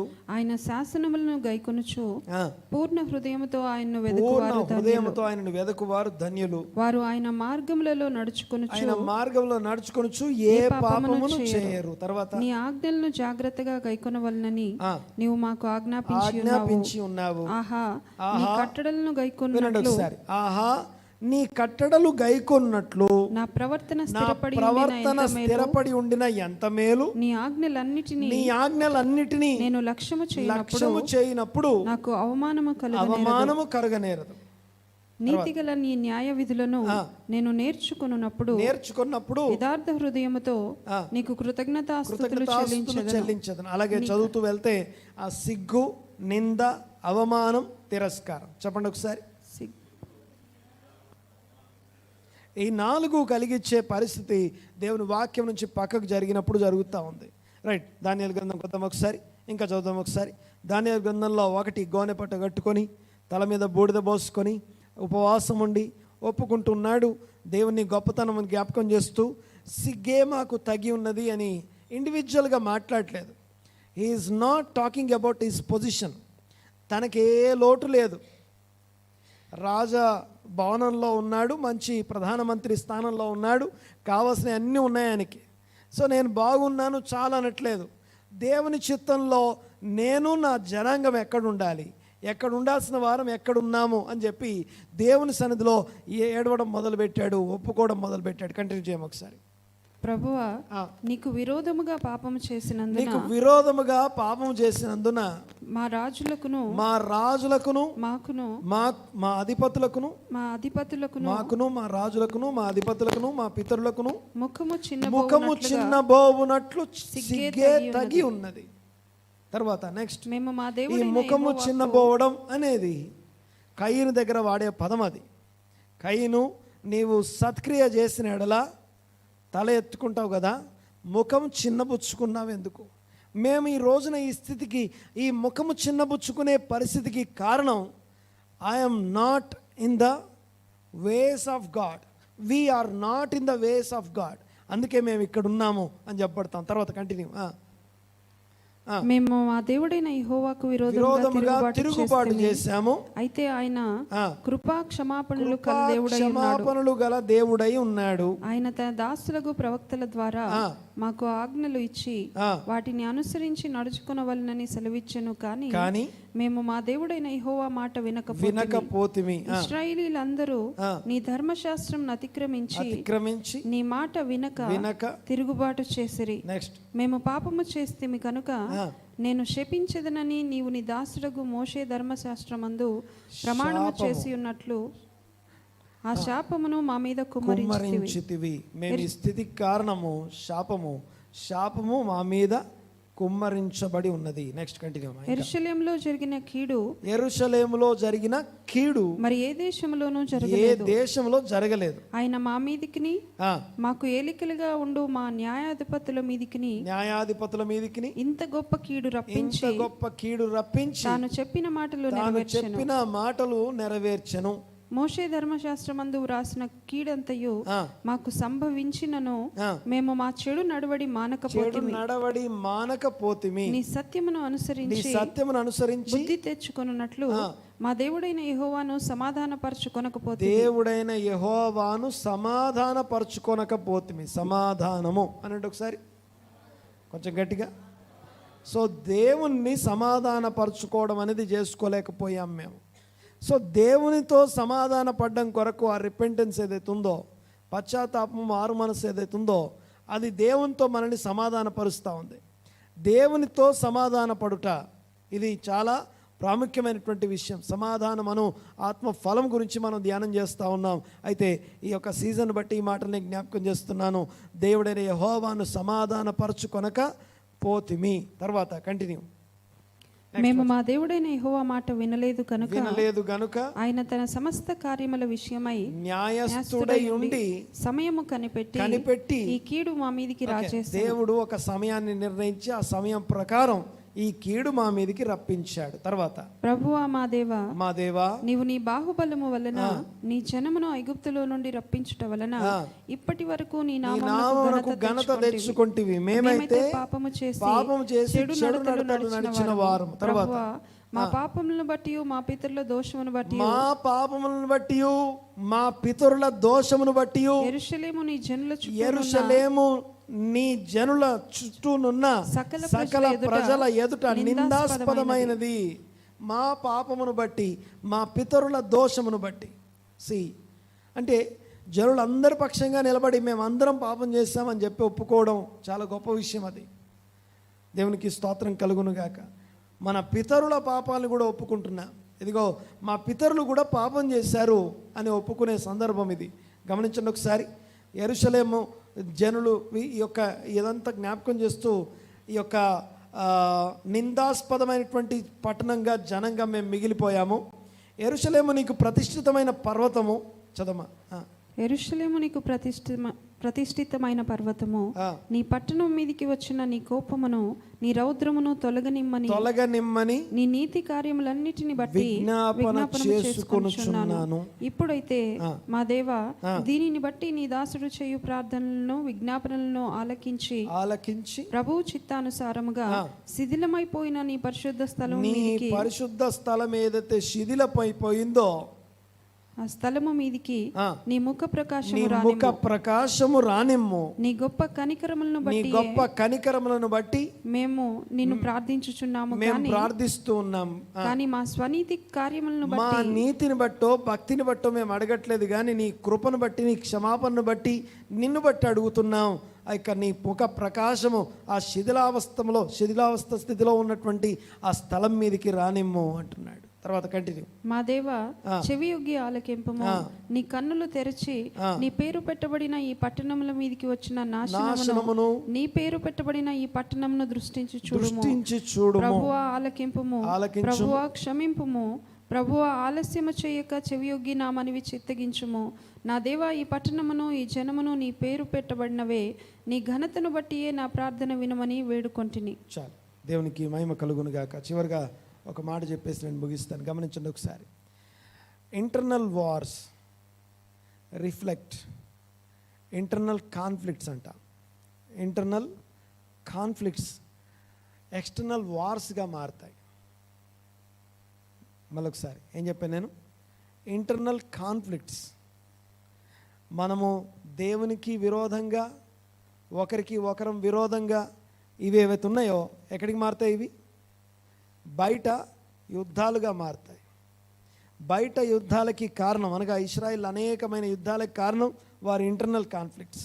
అయితే విషయం ఏంటంటే ఆ ఇంటర్నల్ కాన్ఫ్లిక్ట్స్ అన్నీ కూడా ఎక్స్టర్నల్ వార్స్కి దారితీస్తాయి. ఈ రోజున ఇశ్రాయేలీల యుద్ధం అంతటికి కూడా వారి ఇంటర్నల్ కాన్ఫ్లిక్ట్సే కారణం. ఈరోజు ఇశ్రాయేలీల యుద్ధానికి కారణం వారి ఇంటర్నల్ కాన్ఫ్లిక్ట్స్. ఎన్నిసార్లు ఎలక్షన్ పెట్టినా హంగ్ పార్లమెంటే వస్తుంది అక్కడ. కారణం ఏంటంటే ఒకరికి పొంతన లేదు, ఒకరితో ఒకరు ఏకీభవించారు. అవి రిఫ్లెక్ట్ అయ్యి యుద్ధాలుగా మారాయి. అదే విషయం సేమ్ మన జీవితాల్లో కూడా మనం అనుభవిస్తాం. అయితే మొత్తానికి గమనించండి ఒకసారి. మొదటిదేమో ఆ యొక్క అన్బిలీఫ్ని బట్టి, అవిశ్వాసాన్ని బట్టి, ఆ యొక్క డిస్కరేజ్మెంట్ని బట్టి వారు తమ యొక్క డెస్టినేషన్ చేరుకోవడానికి ఒక తరం దూరం చేసుకుంటే, ఒక మందిరం కూలిపోయినటువంటి డేట్ ఏదైతే ఉందో ఆ మందిరం కూలిపోవడానికి కారణం సెల్ఫిష్నెస్, సెల్ఫ్ ఇంట్రెస్ట్ గొప్పదైతే, వ్యక్తిగత స్వార్థ ప్రయోజనాల కోసం జీవించడం అయితే, మూడోది వచ్చి మూడో మందిరం ఎందుకు కూలిపోయిందంటే బేస్లెస్ హేట్రెడ్. అనండి ఒకసారి. కారణము లేని ద్వేషం, అకారణ ద్వేషం అంటాం. అనండి ఒకసారి మాట. అకారణంగా ద్వేషించడం, ఈ సెల్ఫ్ ఇంట్రెస్ట్ నుంచే ఆ కారణం లేని ద్వేషం అనేది వస్తూ ఉంది. దీనికి కారణం ఇది రెండవ మందిరం కూలిపోవడానికి. అనగా యేసు ప్రభు ఆయన ఈ భూమి మీద గమనించండి ఒకసారి. ఆయన సువార్త చెప్పే టైంకి ఈ భూమి మీద ప్రజలందరి మధ్యలో ఏముంది అంటే కారణం లేని ద్వేషం ఉంది. ఆ కారణం లేని ద్వేషం కలిగినటువంటి వారి మధ్యలో తన శిష్యుల్ని తయారు చేసి వారికి చెప్తాడు. ఆయన తన శిష్యులతో చెప్తాడు, మీరు ఒకరినొకరు ప్రేమించుకోండి. అలా ప్రేమిస్తూ ఉండడం వల్ల తెలియబడుతుంది మీరు నా శిష్యులని తెలియబడుతుంది. అంటే యేసు ప్రభు ఉన్న కాలంలో ఆ యొక్క మందిరం కూలిపోవడానికి ముందు, రెండో మందిరం కూలిపోవడానికి ముందు ఆయన ఉన్నాడు. మొదటి మందిరం కూలిపోవడానికి ముందు ఇర్మియా ప్రవక్త ఉన్నాడు. రెండవ మందిరం కూలిపోవడానికి ముందు యేసయ్య భూమి మీద ఉన్నారు. సో ఆయన ఆ బేస్లెస్ హేట్రెడ్ నుంచి నీ పూర్ణ ఆత్మతో, నీ పూర్ణ బలంతో, నీ పూర్ణ వివేకంతో నీ తండ్రి అనే దేవుని ప్రేమించాలి, నిన్ను వల్ల నీ పొరుగువాన్ని ప్రేమించాలి. ఈ మాటల్ని వారికి బోధిస్తూ నేర్పిస్తూ, అంతేకాదు దేని వలన మీరు నా శిష్యులను తెలియబడతారు, మీరు ఒకరినొకరు ప్రేమించుకోవడాన్ని బట్టి అని చెప్పబడుతుంది.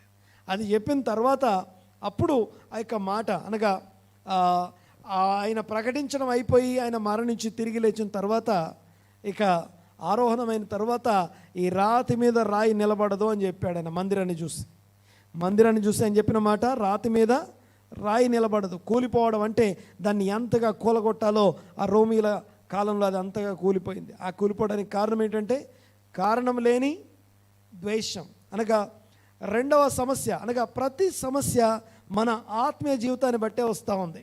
అప్పుడే కాదు, ఈవెన్ ఇప్పుడు కూడా, ఈరోజు కూడా. దేవునికి స్తోత్రం.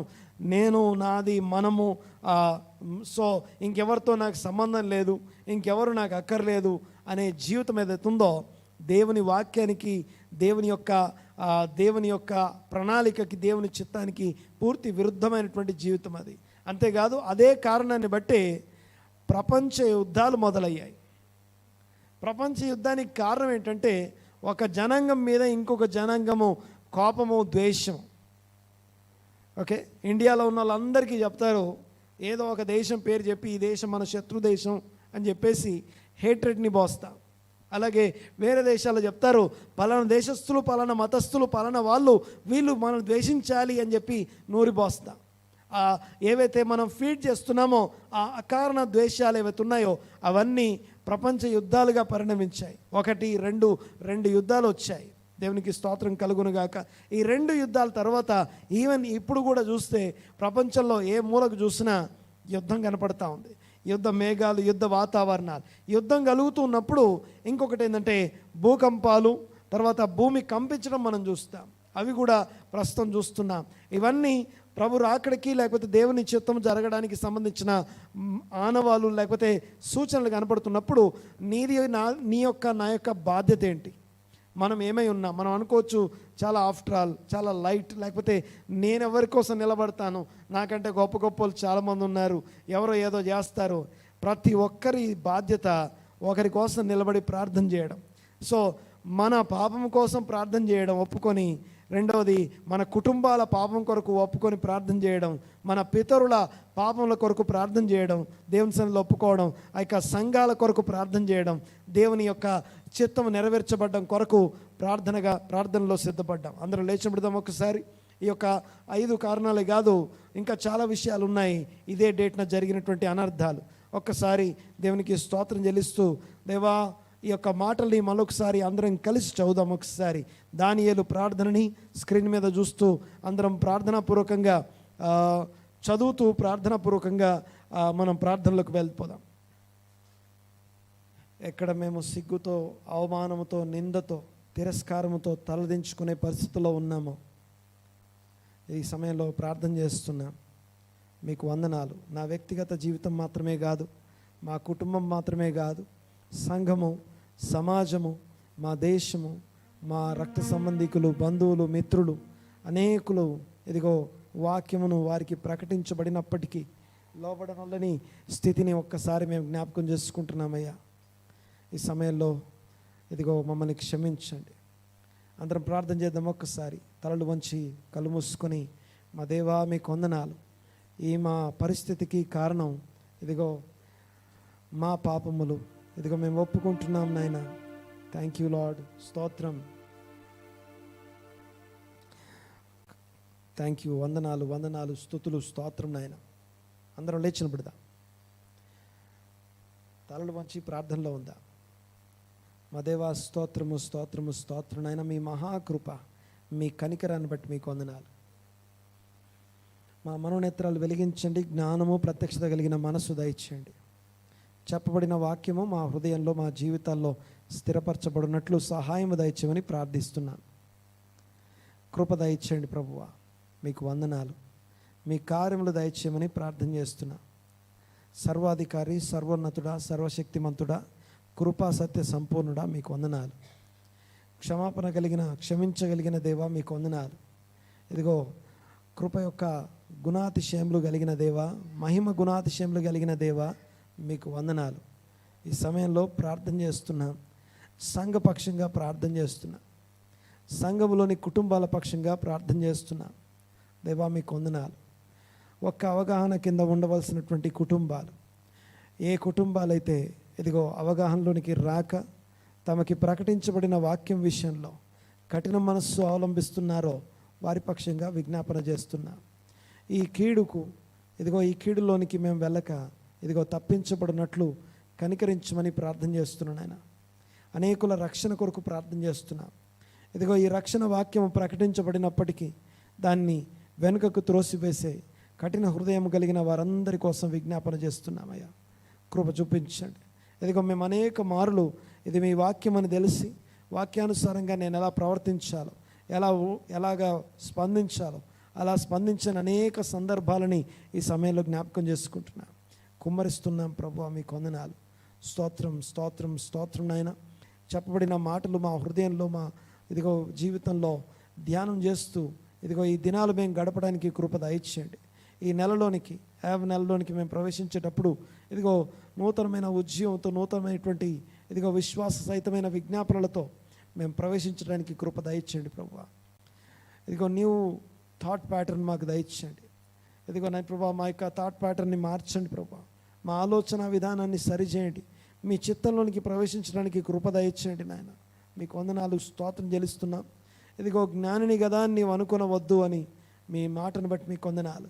స్వబుద్ధిని ఆధారం చేసుకోవద్దన్న మీ మాటను బట్టి మీకు వందనాలు. స్తోత్రం నాయన, మీకు వందనాలు. నీ ప్రవర్తన అంతటి మీద మీ తండ్రి యొక్క యెహోవా అధికారమునకు ఒప్పుకోమన్నారు అయ్యా. మీకు వందనాలు నాయన. మీ ఆధిపత్యానికి, మీ యొక్క అధికారానికి మేము ఒప్పుకుంటున్నాం. స్తోత్రం నాయన. సేవకులు యజమానునికి లోబడాలి కదా, దాసుడు యజమానునికి లోబడాలి కదా, కుమారుడు తండ్రికి లోబడాలి కదా. నాకు రావాల్సిన ఘనత ఎక్కడ అని మీ మాటను బట్టి ఒక్కసారి మీకు వందనాలు, స్తోత్రం నాయన. ఎక్కడ మేము మీ ఘనత విషయంలో మేము ఇబ్బంది ప్రభా మీకు ఘనత చెల్లించలేని పరిస్థితులు ఉన్నాయో, ఎక్కడ మిమ్మల్ని మీకు చెందవలసినటువంటి భయమును మేము కలిగి ఉండలేదో ఈ సమయంలో ప్రార్థన చేస్తున్నా. కుమారుడు భయపడవలసినటువంటి భయము, దాసుడు లోబడవలసిన ఆ యొక్క లోబడడం, ఆధిపత్యాన్ని అంగీకరించకపోవడం, వీటన్నిటి కోసం ఈ సమయంలో విజ్ఞాపన చేస్తున్నా. సహాయం దయచేయండి. మమ్మల్ని, మా కుటుంబాలని, సంఘంలో ఉన్న కుటుంబాలని, మా రక్త సంబంధికులు, బంధువులను, మా మిత్రులందరినీ సమయంలో జ్ఞాపకం చేసుకుంటున్నాం. రక్షణ మారు మనసు దయచేయండి. మా హృదయంలో మీ సన్నిధిలో కుమ్మరిస్తున్నాం నాయన. మీకు వందనాలు, స్తుతులు, స్తోత్రం. మోకరించగలిగిన వాళ్ళు మోకరించండి. తలలు దించి అలాగే ప్రార్థనలో ఉందాం. దేవా, మీకు వందనాలు, స్తోత్రం నాయన. విజ్ఞాపన కర్తలుగా మనం ఒకసారి మనం ఎంతమంది కొరకు నిలబడదామో, ఎంతమంది కొరకు దేవుని సన్నిధిలో గడుపుదామో, ఒక్కసారి ఒక కొద్ది నిమిషాలు దేవుని సన్నిధిలో గడుపుదాము. నా కోసం కాదు, నా వ్యక్తిగత జీవితం కోసం కాదు. యేసు ప్రభు శిలువ మీద శ్రమ అనుభవిస్తున్నప్పుడు ఆయన తన కోసం శ్రమ అనుభవించలేదు. మనందరి వ్యక్తిగత జీవితాలని ఆయన శిలువ మీద భరిస్తూ ఉన్నాడు. ఒక్కసారి జ్ఞాపకం చేసుకుందాం, ఆ మాటల్ని జ్ఞాపకం చేసుకుందాం. ప్రకటించబడిన మాటలు మన కోసం, మన తరంలో ఉన్న వారి కోసం ఎంతమంది కొరకు మనం నిలబడాల్సి ఉందో, మన రక్త సంబంధికులు, బంధువుల కొరకు, మన స్నేహితుల కొరకు, మన మిత్రుల కొరకు ఎంతమంది కొరకు మనము నిలబడాల్సి ఉందో ఒక్కసారి ప్రార్థనాపూర్వకంగా ఏకీభవించి, స్తోత్రం నాయన, మీకు వందనాలు ప్రార్థన చేస్తూ ఉందాం. అలాగే అందరం నోరు తెరిచి ప్రార్థన చేద్దాం. దేవా, థ్యాంక్ యూ లార్డ్, వందనాలు నాయన. ఏ ఉదయకాలం నాతో మాట్లాడినందుకు మీకు వందనాలు. yes Lord, వందనాలు. హల్లెలూయా, హల్లెలూయా, హల్లెలూయా, హల్లెలూయా. యేసయ్యా, మీకు వందనాలు, స్తోత్రములు, స్తోత్రములు, స్తోత్రములు, స్తోత్రములు ప్రభువా. ఈ సమయంలో నీ సన్నిధిలో మోకరించి ప్రభువా, నీ సన్నిధికి వస్తుండగా ప్రభువా, మా అపరాధములు, నా పాపములు, మా దోషములు క్షమించమని వేడుకుంటున్నాం ప్రభా. నీకు వందనాలు, నీకు స్తోత్రాలు. ఎన్నో మారులు ప్రభా నీ మాట మాకు తేటగాను స్పష్టంగాను వినపడినప్పటికీ ప్రభా, లోబడని జీవితం జీవించిన నన్ను, నా తల్లిదండ్రులని, నా పితరుల్ని, నా స్నేహితుల్ని, నా సంఘాన్ని ఈ సమయంలో ప్రభా వారందరి పక్షంగా, నా పక్షంగా నీ సన్నిధికి వస్తుండగా ప్రభా ఇప్పుడే క్షమించమని అడుగుతున్నాను ప్రభా. నీ అధికారానికి లోబడుకోకుండా, నీ ఆధిపత్యానికి లోబడుకోకుండా ప్రభా, ఇగో నా జీవించిన విధానాన్ని బట్టి ఈ దినము నేను ఎదుర్కొంటున్నా నా తిరస్కారానికి, నా నిందకి, నా అవమానానికి కారణమై ఉన్నదన్న మాటను బట్టి మీకు వందనాలు, నీకు స్తోత్రాలు ప్రభా. మాలో మేమే గొడవలు కలిగి ఉండి ప్రభా, మాలో మేమే ప్రభా స్వార్థపూరితమైన ఆలోచనలు కలిగి ఉండబట్టి ప్రభా ఈ దినాన్ని ప్రభా అనేకమైన యుద్ధాలు ఎదుర్కోవాల్సి వస్తుంది నా జీవితంలో. మా యొక్క పరిస్థితులు అన్న మాటను బట్టి మీకు వందనాలు, నీకు స్తోత్రాలు ప్రభా. ఇగో నేను ఈ సమయంలో ప్రభా మీ సన్నిధిలో ఒప్పుకుంటున్నాం ప్రభా. నీకు వందనాలు. మా అపరాధములు క్షమించండి ప్రభా, మా పాపములు క్షమించండి ప్రభా. ఇంత తేటగా నీ వాక్యము తెలియపరిచినప్పటికీ ప్రభా ఇగో నేను ఆ వాక్యాన్ని నిర్లక్ష్య పెడుతూ ప్రభా, త్రొక్కుకుంటూ ప్రభా ఇగో వెళ్ళిన నా జీవితాన్ని ప్రభా, మా జీవితాల్ని ప్రభా ఇప్పుడే క్షమించమని అడుగుచున్నాం ప్రభా. నీకు వందనాలు, నీకు స్తోత్రాలు, నీకు స్తోత్రాలు ప్రభా. కృప కలిగిన మా తండ్రి నీకు వందనాలు. నా మూలముగా ప్రభా ఇగోనైనా నీకు వందనాలు. సత్యాన్ని అనుసరించవలసిన మేము ప్రభా, ఇగోనైనా నీ ప్రేమను వెల్లడపరచవలసిన మేము ప్రభా ఆ స్థితిలో లేకుండా ఉండబట్టి ప్రభా ఇగోనైనా నీకు వందనాలు, నీకు స్తోత్రాలు. నీ నామానికి ప్రభా అవమానము తీసుకొచ్చిన స్థితిలో మేము ఉన్నందుకు ప్రభా మమ్మల్ని క్షమించండి రాజా. మీకు వందనాలు, స్తోత్రములు, స్తోత్రములు, స్తోత్రములు ప్రభా.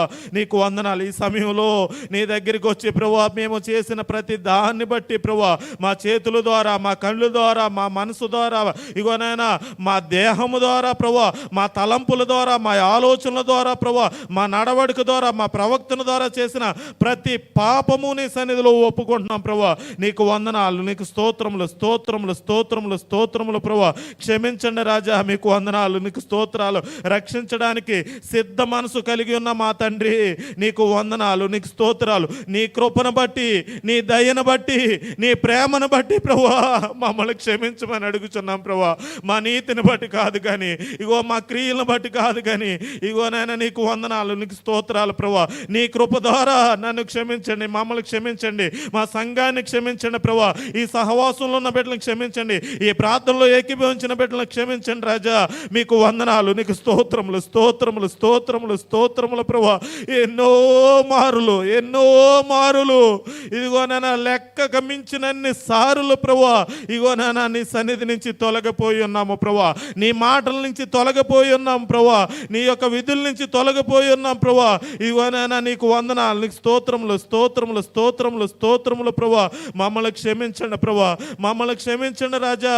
మీకు వందనాలు, నీకు స్తోత్రాలు. ఈ దినము మేము ఎదుర్కొన్న ప్రతి పరిస్థితికి, ప్రతి సమస్యకి ప్రభా ఇగోనైనా నీకు వందనాలు. నీ చిత్తములో మేము జీవించకపోవడమే అన్న మాటను బట్టి నీకు వందనాలు, నీకు స్తోత్రములు, నీకు స్తోత్రములు ప్రభా. ఇగోనైనా ఈ పరిస్థితులన్నిటి నుంచి మమ్మల్ని విడుదల దయచేయండి ప్రభా. మా పాపములు క్షమించండి ప్రభా. ఇగోనైనా నీకు వందనాలు, నీకు స్తోత్రాలు. ఈ సమయంలో మా పితరుల పాపములు బట్టి నీ సన్నిధిలోకి వస్తున్నాం, మా తల్లిదండ్రుల పాపములు బట్టి మీ సన్నిధిలోకి వస్తున్నాం ప్రభా, మా బంధుమిత్రుల పాపములు బట్టి, మా స్నేహితుల పాపములు బట్టి ప్రభా మీ సన్నిధిలోకి వస్తున్నాం ప్రభా. క్షమించండి రాజా. నీకు వందనాలు, నీకు స్తోత్రాలు. ఏ శాపములు అయితే ప్రభా ఇగోనైనా నీకు వందనాలు, నీకు స్తోత్రాలు. మేము చేసిన క్రియలను బట్టి ప్రభా ఇగోనైనా నీకు వందనాలు, నీకు స్తోత్రాలు మా మీదకు వచ్చి ఉన్నాయో ప్రభా అవన్నీ ప్రభా ఇగోనైనా నీ కృప ద్వారా తొలగించమని అడుగుచున్నాం ప్రభా. నీకు వందనాలు, నీకు స్తోత్రాలు, నీకు స్తోత్రాలు, నీకు స్తోత్రాలు ప్రభా. నీకు వందనాలు. మహిమ కలిగిన మా యేసయ్య నీకు వందనాలు, వందనాలు, స్తోత్రములు ప్రభా. ఒక్కసారి మమ్మల్ని జ్ఞాపకం తెచ్చుకోండి రాజా. మీకు వందనాలు, స్తోత్రములు, స్తోత్రములు, స్తోత్రములు ప్రభా. ఈ సమయంలో ప్రభా ఇగో నాన్న నీ సన్నిధిలో ప్రభా ఇగో నాన్న నీకు వందనాలు. మేము ప్రభా ఇలా నిలబడటానికి మీరు అర్హత కల్పించిన దాన్ని బట్టి మీకు వందనాలు చెల్లించుకుంటూ ప్రభా ఇగో వాస్తవంగా ప్రభా మేము జీవించిన జీవితాన్ని బట్టి ఇది ఏది పొందుకోవడానికి మాకు ఎంత మాత్రమూ అర్హత లేదు. కానీ కేవలం నీ కృప, కేవలం నీ కృప ద్వారా మాత్రమే ఈ అవకాశాన్ని మాకు కల్పించినందుకు మీకు వందనాలు, స్తోత్రములు, స్తోత్రములు, స్తోత్రములు ప్రభా. ఇగో నేను ఇంకను ప్రభా ఇగో నాయన నీకు వందనాలు, ఇతరులను ప్రేమించలేని స్థితి, స్వార్థపూరితమైన జీవితం ప్రభా, నాది నేను అనే యొక్క ఇగో నాయన అహంభావంతో ప్రభా ఇగో నాయన స్వార్థమైన జీవితం జీవిస్తున్న నన్ను మమ్మల్ని క్షమించమని అడుగుచున్నాం ప్రభా.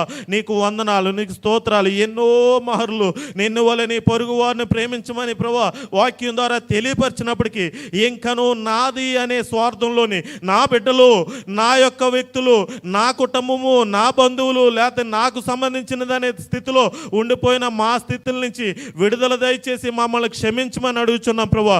నీకు వందనాలు, నీకు స్తోత్రములు ప్రభా. ఇగో నాయన నీకు వందనాలు. ఎలాంటిది ఆశించుకోకుండా ప్రభా, ఎలాంటి స్వలాభము, ఎలాంటి స్వార్థము లేకుండా ప్రభా నీవు మమ్మల్ని ఎలాగైతే ప్రేమించావు ప్రభా, ఆ రీతిగా ఎలాంటి వ్యక్తినైనా ప్రేమించడానికి అలాంటి హృదయముల చేత నన్ను మమ్మల్ని నింపమని అడుగుచున్నాను ప్రభా. నీకు వందనాలు, నీకు స్తోత్రములు, నీకు స్తోత్రములు ప్రభా.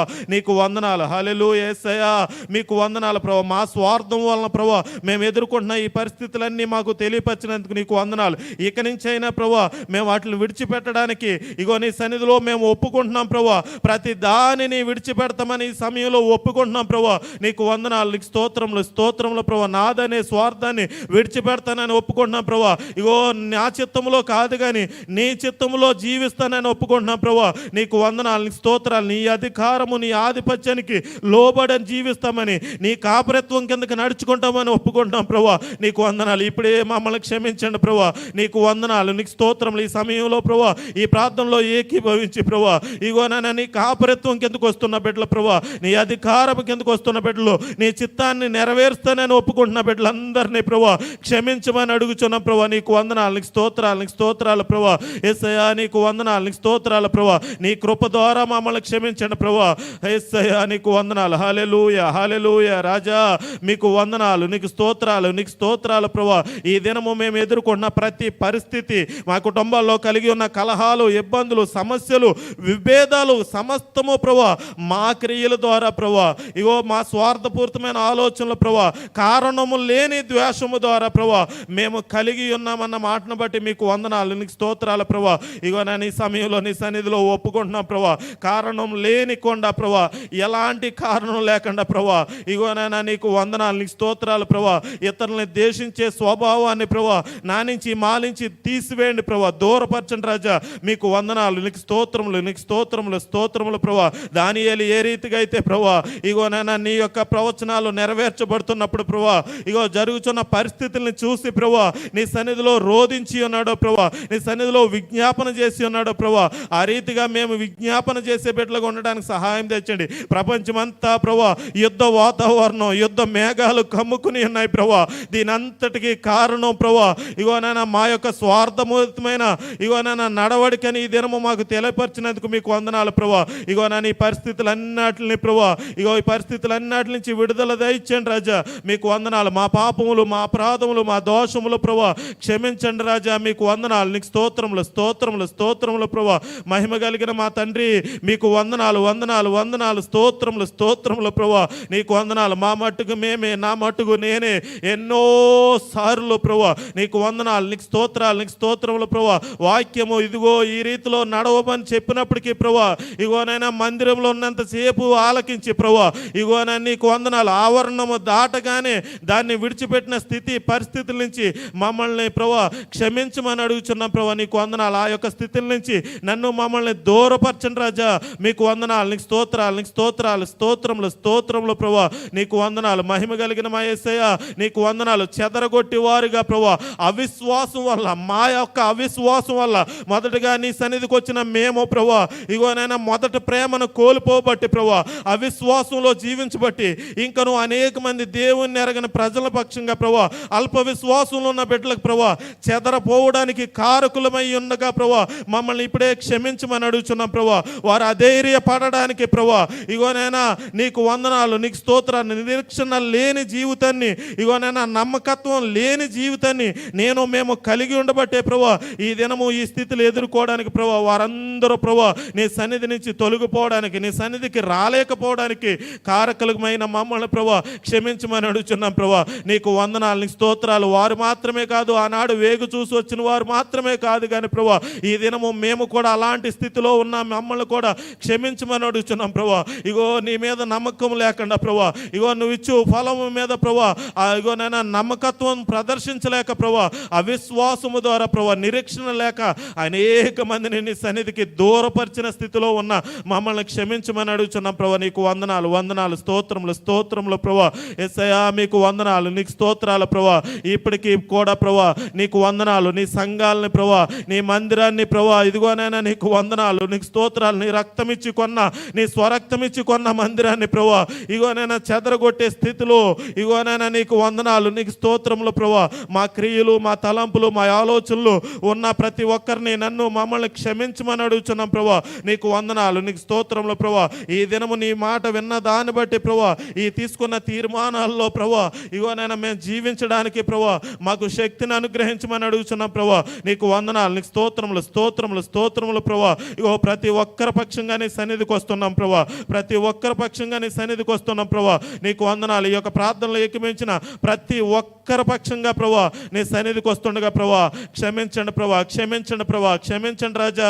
మీకు వందనాలు, నీకు స్తోత్రాలు, నీకు స్తోత్రాలు, నీకు స్తోత్రాలు, నీకు స్తోత్రాలు ప్రభా. నీకు వందనాలు. నీ కృపను బట్టి, నీ ప్రేమను బట్టి, నీ దయను బట్టి, నీ వాత్సల్యతను బట్టి మమ్మల్ని క్షమించమని అడుగుచున్నాం ప్రభా. నీకు వందనాలు, వందనాలు, స్తోత్రములు, స్తోత్రములు ప్రభా.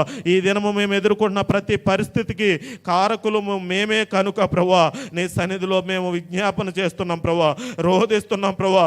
ఇగో మమ్మల్ని మేము ప్రభా నీ సన్నిధిలో ప్రభా మా అపరాధం నిమిత్తం, మా పాపం నిమిత్తం ప్రభా తగ్గించుకుని ప్రభా నీ సన్నిధిలో ప్రభా వేడుకుంటున్నాం ప్రభా. ఒక్కసారి కనికరించండి ప్రభా. మా స్థితిగతులను మార్చండి, మా పరిస్థితులు మార్చండి, మా చుట్టూ ఉన్న పరిస్థితులు మార్చండి, ఇప్పుడు భారతదేశంలో ఉన్న పరిస్థితులు మార్చండి, ప్రపంచంలో ఉన్న పరిస్థితులు మార్చండి రాజా. మీకు వందనాలు. ఈ యుద్ధ వాతావరణాన్ని తీసివేయండి ప్రభా. శాంతి సమాధానం కలిగిన ఇగోనైనా ఇగో ఉండడానికి సహాయం తెచ్చండి రాజా. నీకు వందనాలు, స్తోత్రములు, స్తోత్రములు, స్తోత్రములు, స్తోత్రములు ప్రభా. మహిమ కలిగిన మా తండ్రి మీకు వందనాలు, వందనాలు, స్తోత్రములు, స్తోత్రములు, స్తోత్రములు ప్రభా. ఒక్కసారి మమ్మల్ని జ్ఞాపకం తెచ్చుకోండి ప్రభా.